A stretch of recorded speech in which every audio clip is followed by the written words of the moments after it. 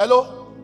So number one, investment mentality is what? A mindset that is concerned about the acquisition or about the multiplication of all that you are. Number two, investment mentality is a mindset that is concerned about the acquisition of assets and not liabilities.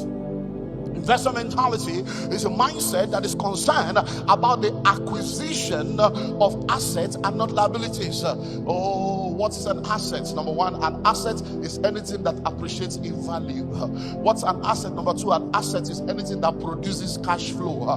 What's a liability? A liability is whatever depreciates in value. What's a liability? A liability is whatever takes money out of your pocket. So if you want to be all that you need to be, you need to develop investment mentality. What does that mean?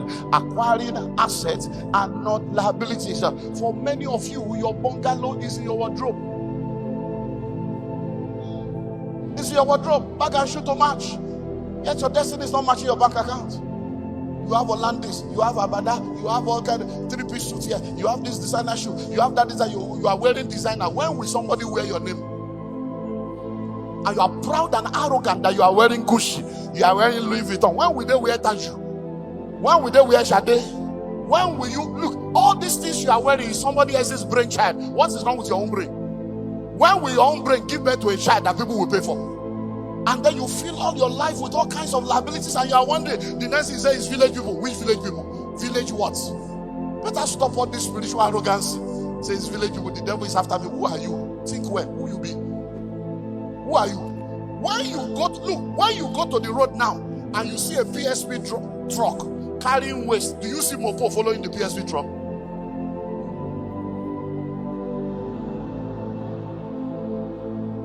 But when you see a bullion van, what do you see? Yes. When you go to Face Me, I Face You, tenement building, do you see gatesman at the door?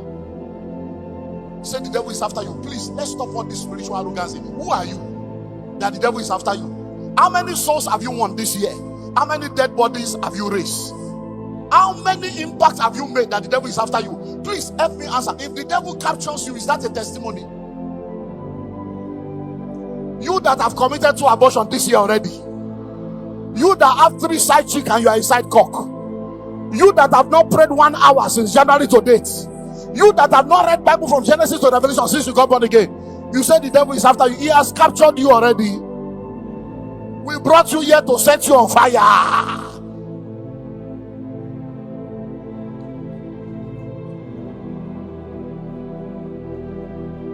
Acquisition of assets and not liabilities. So go do an inventory of your life and ask yourself, how many assets do I have? How many liabilities do I have? You'll be shocked that the reason why we are where we are is because we keep acquiring liabilities. Think about it. You have 3 assets. You don't even have any shares in the telecom industry.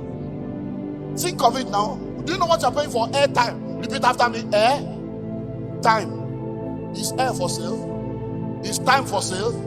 Why are you paying? You are paying because somebody used his brain to create a technology to make you to pay for air and time that the creator gave you free of charge.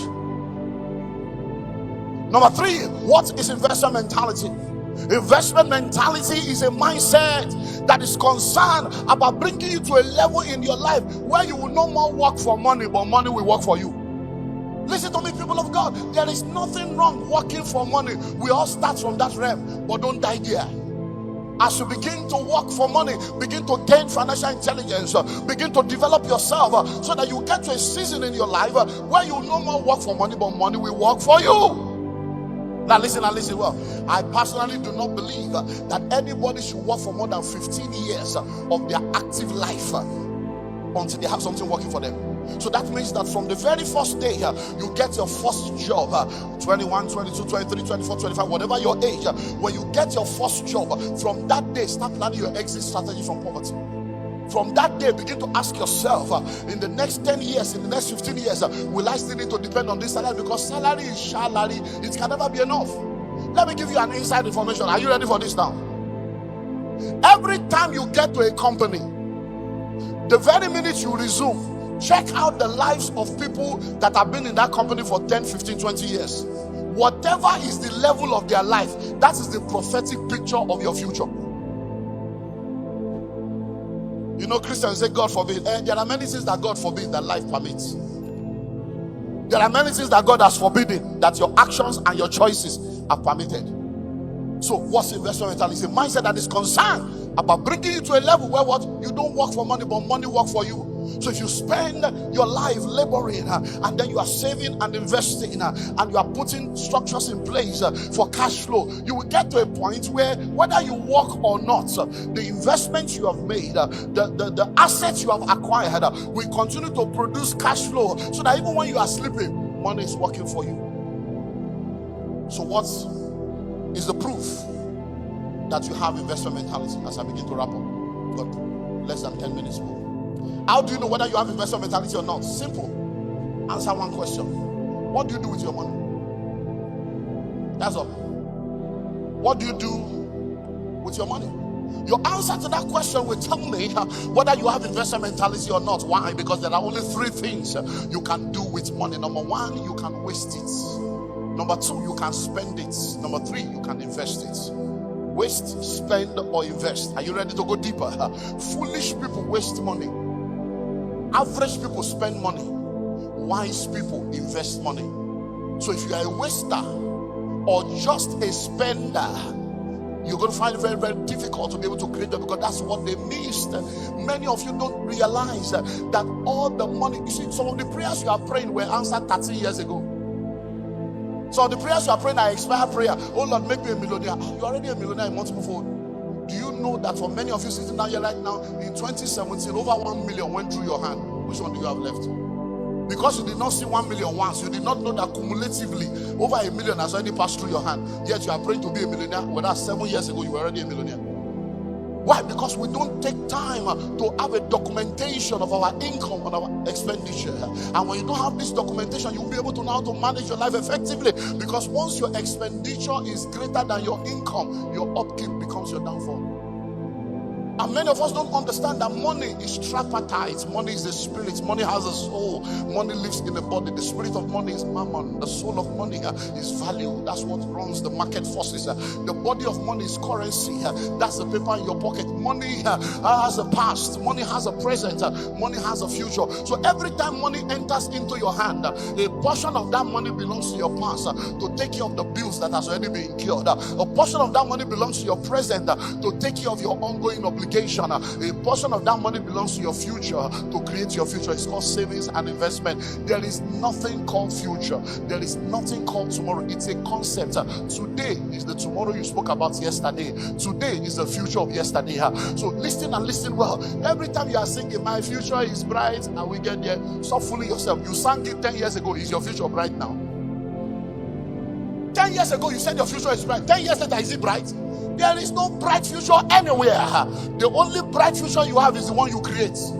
Because the future you create is the future you inhabit. So every time you eat every money that comes, you have eaten your past, your present, and your future. I cannot afford to save. You cannot afford not to save. So if you have investment mentality, you will not just be a waster. You will not just be a spender. You will be an investor. You will know the right things to do with all the resources that comes into your hand. And guess what? Listen. Do you know that every time you pray, oh God, I need a miracle, I need 100,000. Do you know that saving 10,000 naira every month will cause your prayer to be answered in 10 months? You want 100,000, but you know why?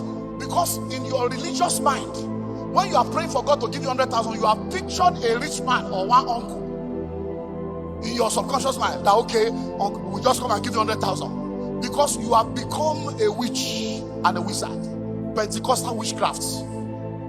And then you start praying, oh Lord, let destiny help us locate me. And look, every seed produces after his own kind. If you are praying for destiny helper, have you ever been a destiny helper to somebody? Have you ever sown the seed that will qualify for that harvest? That's why many of you are frustrated, because many of your prayers are founded on covetousness and greed. It's not founded on the covenant truths. And that's why you are confused, because you don't think that God does not answer prayer. He answers prayer. Hello? Let me close.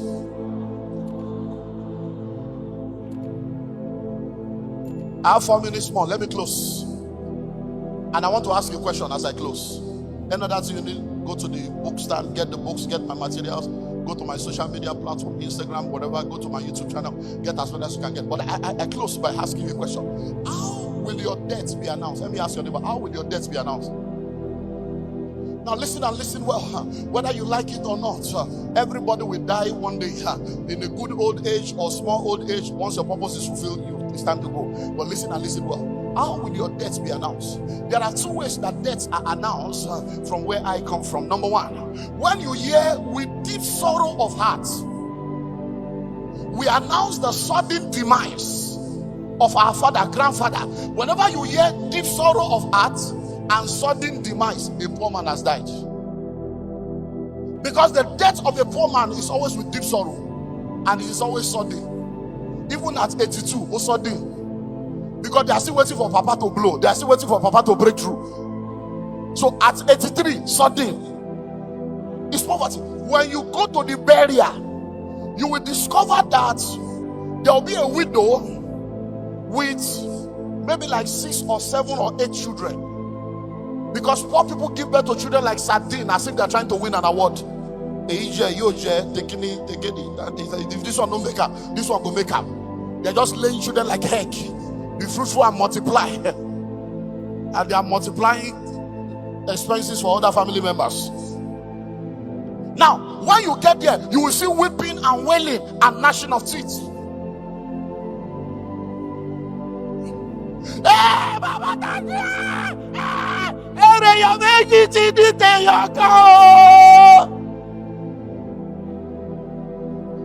Every time you see those kind of tears, a poor man has died. There's a story, a comedy story of a woman that got back home. And when she got back home, she saw all kinds of people around the house. And they were just telling her, hey, yeah, sorry, oh, hey, yeah, sorry, oh, hey, yeah. She was wondering, what are you people saying? What are you people saying? By the time she got into the house, the husband was lying down dead with 6 children. So she looked at everybody. He said, what thing happened to my husband? He said, he's dead. Oh, the Lord will help you look after this. She said, keep quiet. Keep quiet. And she went to the husband. He said, Baba Shinedu, you the grace. Who you go leave 6 children for? You say you they die. You no die. You no go die where? Now you go wake up to your responsibility. Wake up! Wake up! Wake up! Wake up! The man woke up. Oh. That's a joke by the side. So when you go to this burial, you see people weeping and wailing. If you look very well at that burial ground, you will see another small girl by the side with another small baby in her hand, or pregnant. The foolish man has a child side chick. It's a side cock. It's meant when people die, people will begin to come out of the woodworks. But you know the amazing thing? By the time this man dies, the cry that people are crying is not because they are missing the man. It's because of the calamities that he has left behind. But there's another announcement. With gratitude to God for a life well spent, we announce the passing away into glory. Whenever you hear that announcement, a rich person has died, you can even predict the burial ground. It's not going to be one funny place. When you go to the burial, guess what you're going to see? You're going to see a woman, elegant, global babe, global mama, designer suits, police eyeglasses, Louis Vuitton shoe, Fellini bag, and Gucci silk handkerchief. One boy, one girl. 2, baby. The boy came from Canada, the girl came from London. Nobody's crying, oh. This is what you're going to see.